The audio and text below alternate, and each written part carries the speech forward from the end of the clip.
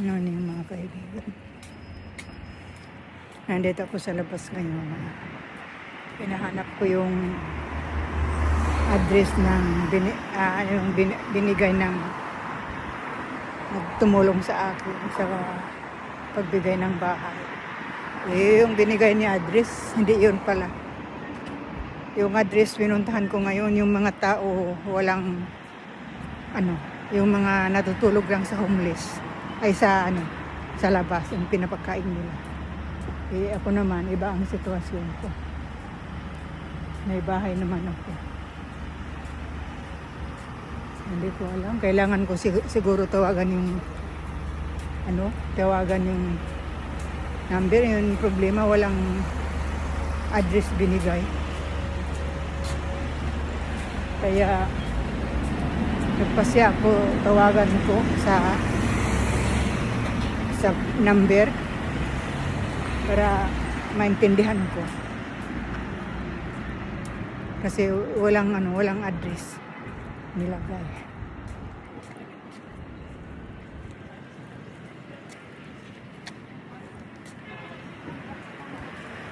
Kaibigan, ako, nag-cross ako ng daan dito kasi bibili na po ng isda dahil nandito na rin ako. Yan nandoon ang bus station, nandyan sa tapat mo. Kaya ngayon nandito ako sa malapit.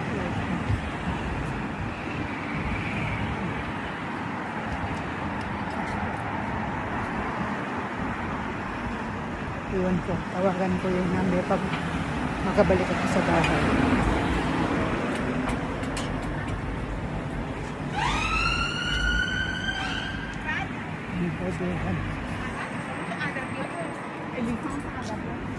Nandito ako sa harapan.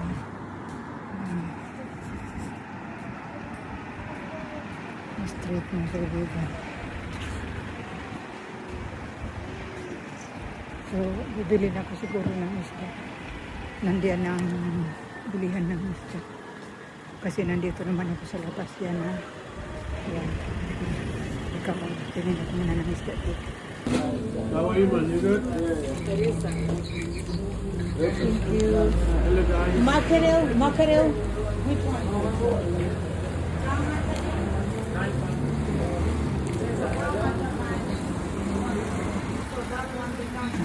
Dito ako bumili ng isda. Lumabas na ako dito. Kaya bibili naman ako ng Go Light, mga kaibigan.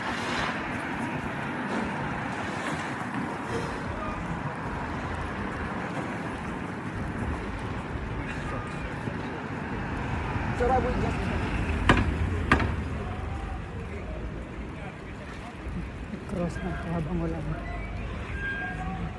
sasakit.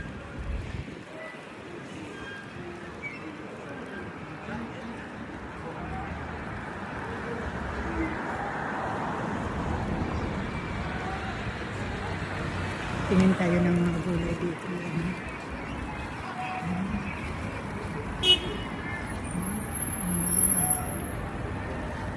Tika mo na, ha? Umalis na ako dito. Yan, kabili na. Yan, ang ito ng bili.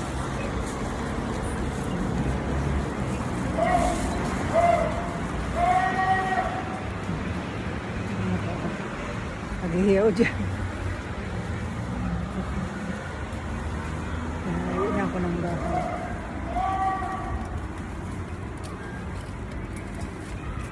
Tawagan ko na lang sa telepono yung dito. Kasi mali ang address. Ang kaibigan. Ayun ako ng bahay.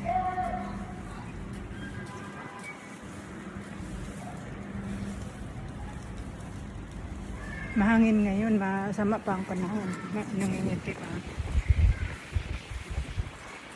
Nangingiti. Kaibigan ng langit. Kasi mahangin, malakas ang hangin. Malakas ang hangin. Nadadala ako sa hangin. Siguro naririnig niyo yung sigaw ng hangin.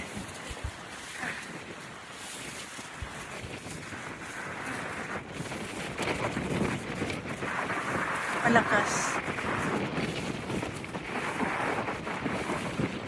Okay, okay. Mag-cruise ako dito pag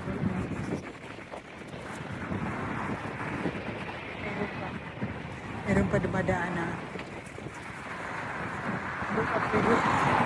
Di pa po pwede ako doon.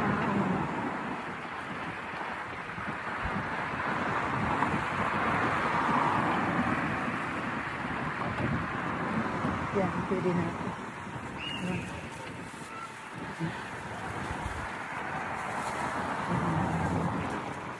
Gusto na ko sa kapila. Pauwi sa bahay.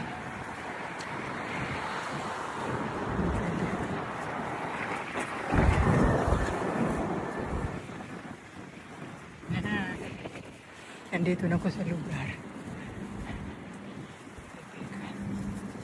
Malamig, wala ang hangin. Hanggang dito muna mga kaibigan. Maraming salamat. See you next time.